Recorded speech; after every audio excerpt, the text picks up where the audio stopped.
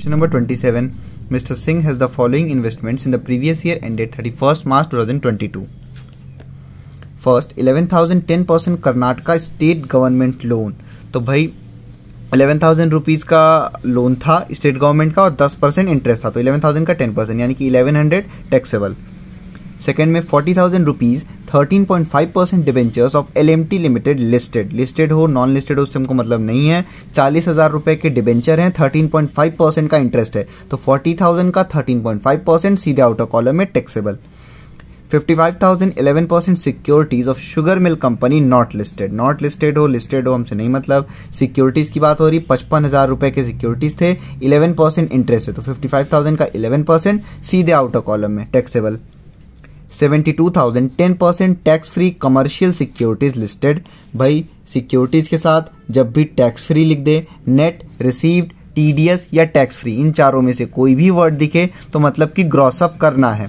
तो भाई 72,000 की सिक्योरिटीज थी, 72,000 का 10% 7,200 और टैक्स फ्री लिखा है तो आप ग्रॉस अप करोगे 7,200 इंटू 100/90 और आउटर कॉलम में वैल्यू लिख दोगे।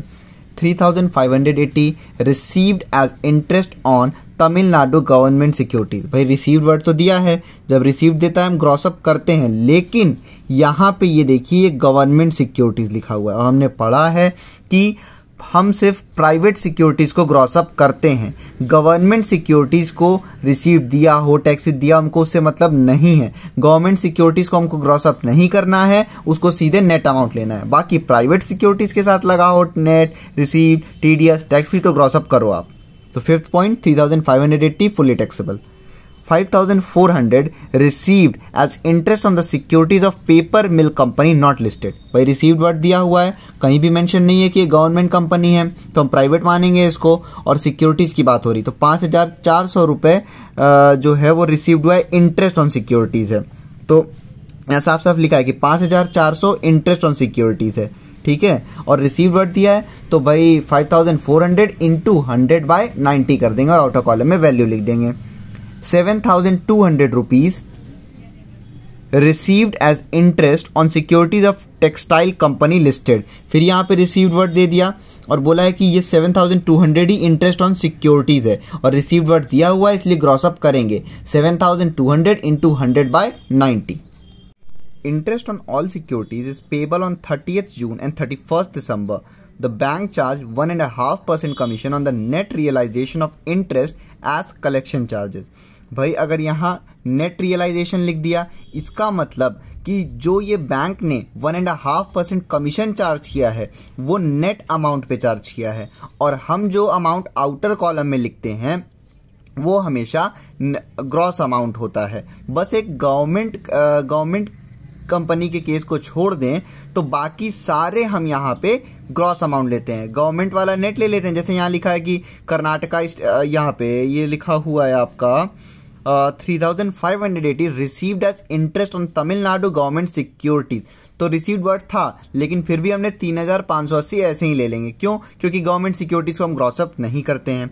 तो बाकी जितने भी फर्स्ट और आपका यहाँ पे ये फिफ्थ पॉइंट, इन दोनों पॉइंट को छोड़ के बाकी सारी प्राइवेट कंपनी है, यानी कि हम आउटर कॉलम में लिए होंगे ग्रॉस अमाउंट, और हमको जो 1.5% निकालना है वो निकालना है नेट अमाउंट पे।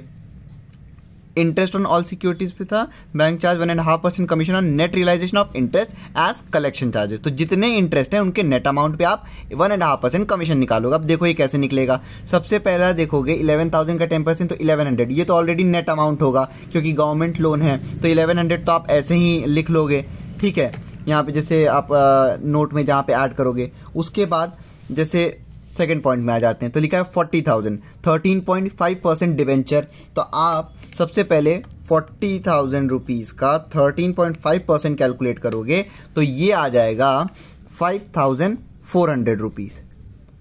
अब ये बताओ, आप यहाँ पे net, receive, TDS, tax free कोई वर्ड नहीं दे रखा है। इसका मतलब ये जो 40,000 का 13.5% आया है 5,400, ये gross up, already gross up amount है क्योंकि भाई अगर यहाँ नेट रिसीव्ड दिया होता, net received TDS tax free, तब तो हम इसको ग्रॉस अप करते, लेकिन नहीं दिया है प्राइवेट कंपनी में, इसका मतलब कि ऑलरेडी ग्रॉस अप अमाउंट है। तो अब हमको जो बैंक कमीशन चार्ज कर रहा है वो तो नेट अमाउंट है। तो भाई जब आप ग्रॉस अप करने के लिए आप सिक्योरिटीज के केस में क्या करते थे, ग्रॉस अप करने के लिए आप इंटू 100/90 करते थे। तो नेट करने के लिए इसका उल्टा कर दो, ग्रॉस अप करने के लिए 100/90, तो भाई नेट करने के लिए इसका अपोजिट यानी कि 90/100। तो इसको सॉल्व कर लोगे आप, इससे आ जाएगा 540 इंटू 9, 540 इंटू 9, ये आ गया 4860। तो ऐसे ही 1100 प्लस कर दोगे। वैसे ही तीसरा वाला भी जो है ये भी प्राइवेट कंपनी है, क्योंकि यहाँ नेट रिसीव्ड कोई वर्ड दे नहीं रखा है, इसका मतलब 55,000 का 11% ग्रॉस वैल्यू होगा। तो इंटू 90/100 कर देना तो नेट आ जाएगा 4.72,000, 10% आ जाएगा 7,200। और यहाँ टैक्स फ्री लगा हुआ है, मतलब कि 7,200 रुपीज नेट अमाउंट होगा, उसको हम ग्रॉस अप करेंगे। तो जब आउटर कॉलम में लेंगे तब तो 8,000 रुपए लेंगे 7,200 इंटू 100/90 करके। लेकिन जब ये कलेक्शन चार्जेस कैलकुलेट करेंगे तो जो इसका 10% 7,200 आया है वही नेट वैल्यू रहेगा। तो फिर यहाँ 4860 के बाद यहाँ 7,200 हो जाएगा। फिर ऐसे ही फिफ्थ पॉइंट में दे रखा है 3,580 received as interest on Tamil Nadu government security. तो गवर्नमेंट सिक्योरिटी है मतलब नेट ही अमाउंट होगा ये, तो ये हम ऐसे ही ले लेंगे। 5,400 received as interest on securities on paper mill company. भाई यहाँ पे भी रिसीव्ड लगा हुआ है, ये प्राइवेट कंपनी है, इसका मतलब कि ये नेट वैल्यू होगा। तो 5,400 आप डायरेक्टली ले सकते हो। 7,200 रिसीव्ड लिखा हुआ है, प्राइवेट कंपनी है तो नेट वैल्यू होगा, ये भी डायरेक्ट ले सकते हो। फिर इन सारे अमाउंट को आप ऐड कर दोगे और उसका 1.5% निकालोगे और लेस कर दोगे expenses deductible. He was also a director in a company from which he received 3,000 as director's fee. तो director fee 3,000 fully taxable. His other incomes are winning from lottery 25,000 fully taxable. Income from agricultural in Sri Lanka 10,000. India में कोई भी agriculture land से income आती है तो exempt नहीं लेंगे हम उसको, बस एग्जेम्प्ट लिख देंगे। लेकिन इंडिया के बाहर कोई भी एग्रीकल्चर इनकम आ रही है हमारे पास तो 10,000 रुपए जितनी भी अमाउंट हो फुली टैक्सेबल, तो 10,000 fully taxable. Winnings from horse race 15,000 fully taxable.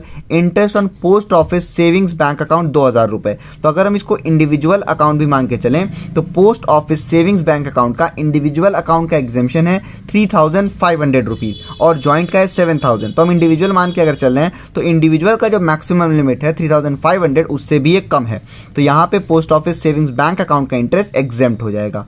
Compute is taxable income from other sources for the assessment year 2020-23। Solution देखते हैं 27 का। सबसे पहले हम फॉर्मेट बना लेंगे, computation of income from other sources.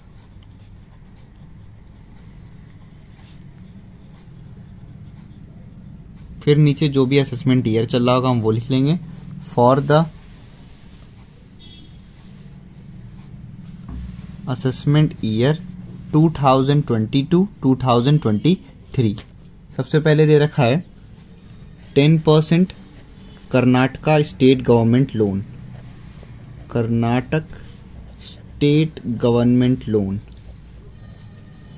और लोन का अमाउंट दे रखा है 11,000। तो 11,000 का 10% आप निकालोगे तो हो जाएगा 1,100 रुपीज़। सेकेंड पॉइंट में दिया हुआ है 40,000 rupees 13.5% debentures of LMT limited.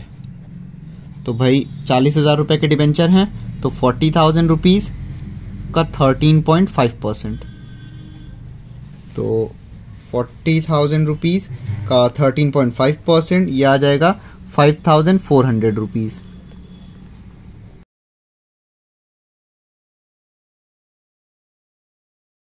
उसके बाद दे रखा है 55,000 11% securities of sugar mill company.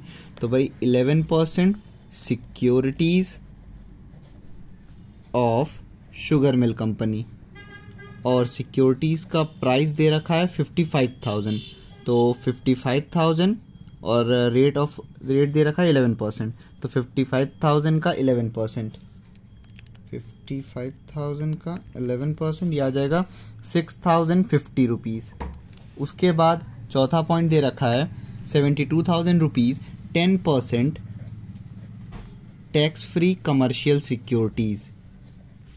तो यहाँ कहीं मेंशन तो है नहीं कि गवर्नमेंट सिक्योरिटीज़ है, मतलब कि ये प्राइवेट सिक्योरिटीज़ होगी और टैक्स फ्री वर्ड दे रखा है, इसका मतलब इसको ग्रॉस अप करना होगा। तो सबसे पहले आपका सिक्योरिटीज़ का प्राइस दे रखा है 72,000 रुपीज़, तो 72,000 का 10% निकालेंगे, 72,000 का 10% आ जाएगा 7,200 रुपीज़। लेकिन टैक्स फ्री दे रखा है, इसका मतलब कि ये नेट अमाउंट है, तो अब इसको हमको ग्रॉस अप करना होगा, और ग्रॉस अप करने के लिए सिक्योरिटीज़ को इंटू 100/90 करते हैं। तो ये हो जाएगा आपका 9,872,800, ये हो जाएगा आपका 8,000 rupees tax free commercial securities gross amount.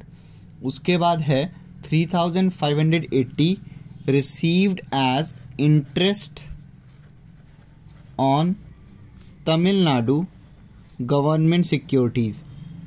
भाई रिसीव्ड वर्ड तो दे रखा है, लेकिन गवर्नमेंट सिक्योरिटीज़ को हम कभी भी ग्रॉस अप नहीं करते हैं, इसीलिए ये 3,580 एज इट इज़ हम नेट अमाउंट ही बाहर लिख देंगे। गवर्नमेंट सिक्योरिटीज़ को हम ग्रॉस अप नहीं करते हैं, ये बात ध्यान रखिएगा। उसके बाद लिखा हुआ है 5,400 received as interest on securities of paper mill company, interest on securities of paper mill company, और इसमें आगे ही लगा हुआ है रिसीव्ड वर्ड, और ये प्राइवेट कंपनी है इसलिए ग्रॉस अप होगा। तो 5,400 रुपीज़ का इंटरेस्ट है, और ग्रॉस अप करने के लिए हम करते हैं इंटू 100/90, तो ये आ जाएगा आपका सॉल्व करने पे 6,000 रुपीज़।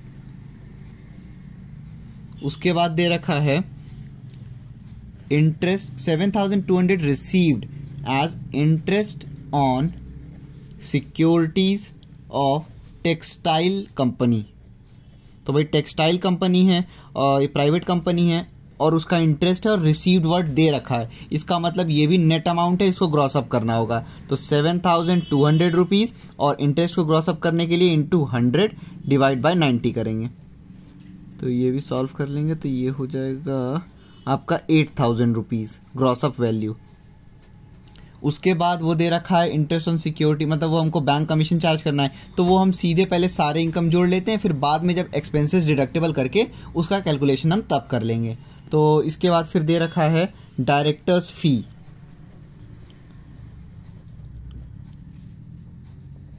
तो डायरेक्टर फी टैक्सेबल होता है इनकम फ्रॉम अदर सोर्सेज में 3,000 रुपये दे रखा है इसमें। उसके बाद दिया हुआ है other incomes are winnings from lottery, तो ये भी फुली टैक्सेबल होगा। भाई net receive TDS tax free ये सब तो लगा नहीं है, तो ये सीधे सीधे 25,000 रुपीज़ आउटर कॉलम में लिख देंगे। उसके बाद income from agriculture land in Sri Lanka.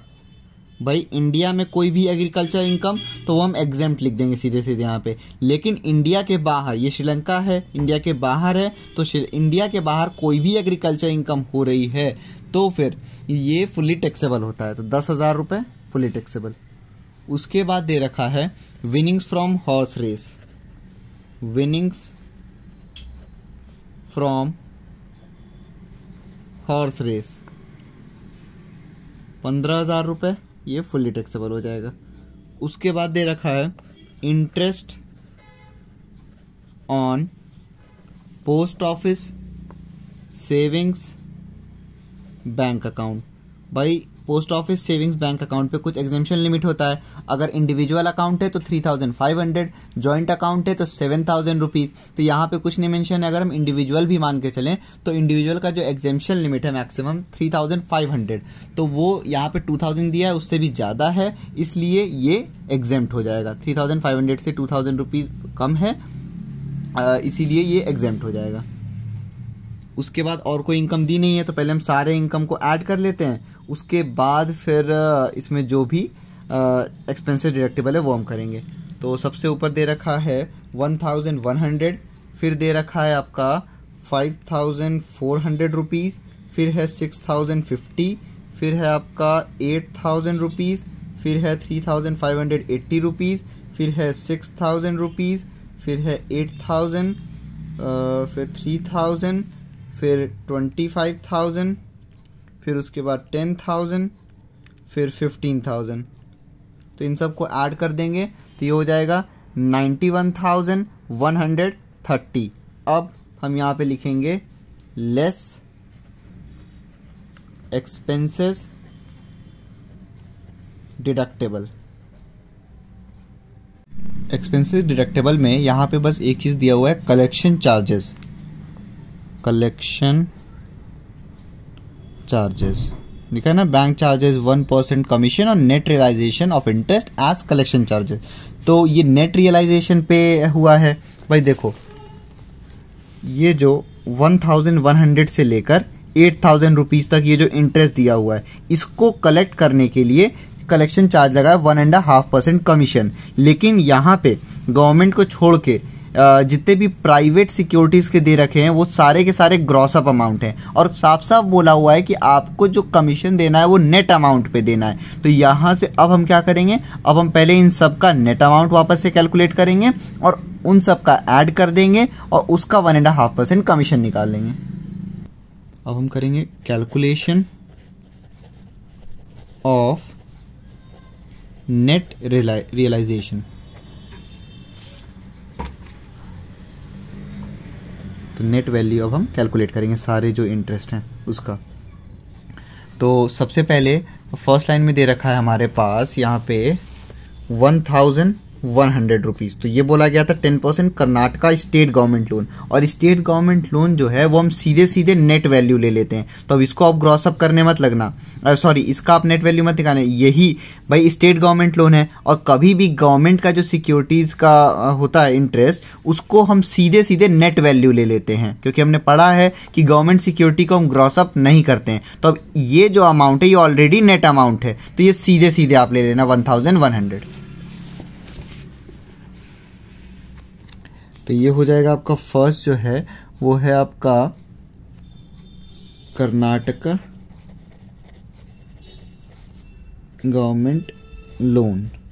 तो सीधे सीधे 1,100 ले लो आप, क्योंकि ये नेट वैल्यू दे रखा है। उसके बाद है 13.5% डिबेंचर्स ऑफ LMT लिमिटेड 5,400। भाई ना ही नेट दिया है, रिसीव दिया है, कुछ भी नहीं दे रखा है। इसका मतलब ये जो हमने आउटर कॉलम में 5,400 हमारा निकला है सेकेंड पॉइंट में, तो ये ग्रॉस अप वैल्यू है, तो इसको हम नेट वैल्यू निकालेंगे।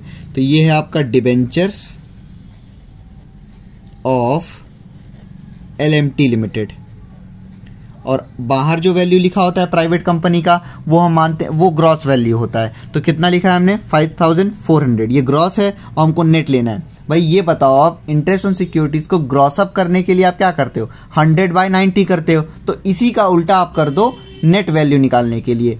तो 100/90 ग्रॉस अप करने के लिए, तो 90/100 आप करोगे नेट वैल्यू निकालने के लिए। तो इसको आप सॉल्व कर लोगे, 5,400 का 90%, 5,400 का 90%, ये आ गया 4,860 रुपीज़।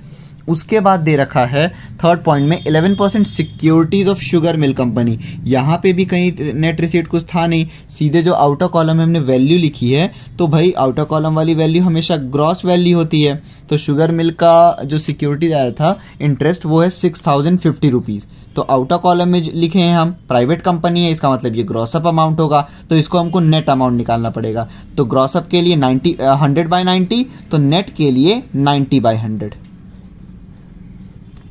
6,050 इंटू 90/100, यह आ जाएगा आपका 5,445। उसके बाद दे रखा है चौथे पॉइंट में tax free commercial securities, tax free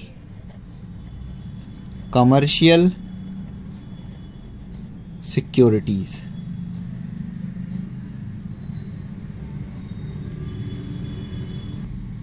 tax free word यहाँ पे दे रखा है, इसका मतलब कि हमको नेट वैल्यू दे रखा था और हमने ग्रॉस अप निकाला है यहाँ पे 8,000 रुपीज़। भाई टैक्स फ्री जब भी लगा होता है तो हम क्या करते हैं, उस अमाउंट का इंटू 100/90 करके निकालते हैं, और ये बाहर तो ग्रॉस अप लिखा रहता है। तो ये जो 7,200 है भाई, 72,000 का 10%, 7,200 इंटरेस्ट आया था, तो ये था नेट वैल्यू। क्योंकि यहाँ टैक्स फ्री है, टैक्स फ्री का मतलब ये नेट वैल्यू है, तो हमने इसको इंटू 100/90 किया, तो ये ग्रॉस अप वैल्यू हो गया। तो ये जो 7,200 है नेट वैल्यू है, तो हम सीधे सीधे आउटर कॉलम में हम वहाँ पे अपने नेट रियलाइजेशन में लिख लेंगे। तो ये 7,200। आप चाहो तो आपने जो आउटर कॉलम में लिखा था 8,000 रुपीज़, 8,000, और हम नेट वैल्यू निकालने के लिए क्या करते हैं, 8,000 है तो इंटू 90/100 कर देते हैं, तो आप तब भी चेक करोगे तो 7,200 ही आएगा। उसके बाद लिखा हुआ है interest on Tamil Nadu government securities. भाई गवर्नमेंट सिक्योरिटीज़ तो हम जो आउटर कॉलम में वैल्यू लेते हैं वो नेट वैल्यू ही होता है, तो 3,580 आप डायरेक्टली ले लोगे यहाँ पे। उसके बाद दे रखा है interest on securities of paper mill company, और इसमें आपका रिसीव्ड वर्ड दे रखा है, और ये 6th पॉइंट जो है तो उसमें रिसीव्ड वर्ड दे रखा है, यानी कि ये प्राइवेट कंपनी है, और जो अमाउंट दे रखा है वो नेट अमाउंट है, तो हम सीधे सीधे लिख सकते हैं। तो लिखा हुआ है 5,500 received as interest on securities on paper mill. तो भाई यहाँ पे ये आपका दे रखा है रिसीव्ड वर्ड, यानी कि ये नेट वैल्यू था, और हमने अपने आंसर में इसको ग्रॉस अप किया होगा इंटू 100/90 करके, तो ये नेट वैल्यू है, तो हम ये सीधे सीधे यहाँ ऐड कर सकते हैं 5,400, और जो आउटर कॉलम में वैल्यू आया था वहाँ ग्रॉस अप करके 6,000 रुपीज़। आप 6,000 इंटू 90/100 करके देखोगे तो यही वैल्यू आएगा। उसके बाद दे रखा है received as interest on securities of textile company.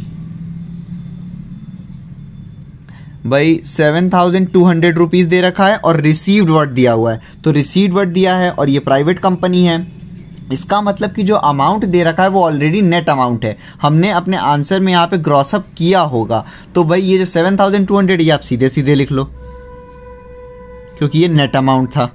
अब और कोई इंटरेस्ट है नहीं, अब ये सीधे सीधे हम ऐड कर देंगे। एक बार फिर से देख लीजिए, देखिए ये गवर्नमेंट लोन था, तो गवर्नमेंट लोन जो आउटर कॉलम में 1,100 था, तो वो नेट अमाउंट ही होगा, तो वो सीधे सीधे यहाँ पे ले लिए। डिबेंचर्स लिखा हुआ था, तो डिबेंचर्स है और कुछ भी, और जो आउटर कॉलम में 5,400 था उसको हमने इंटू 90/100 करके उसका नेट वैल्यू निकाल लिया।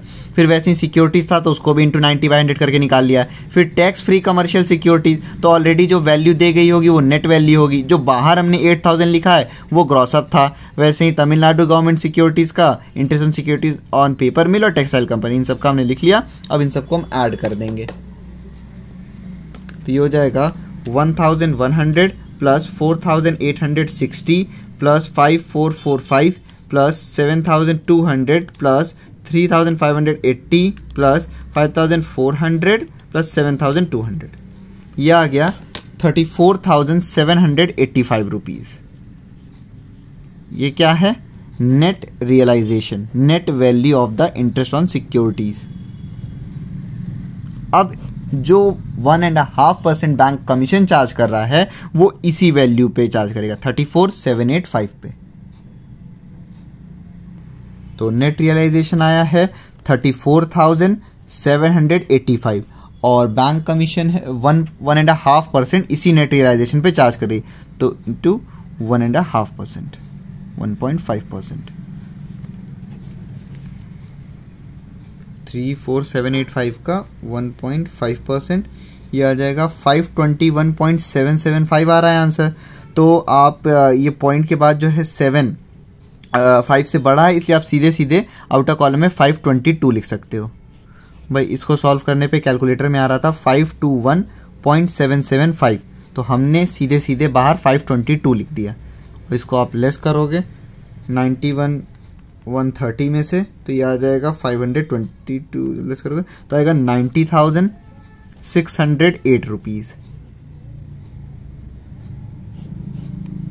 Income from other sources,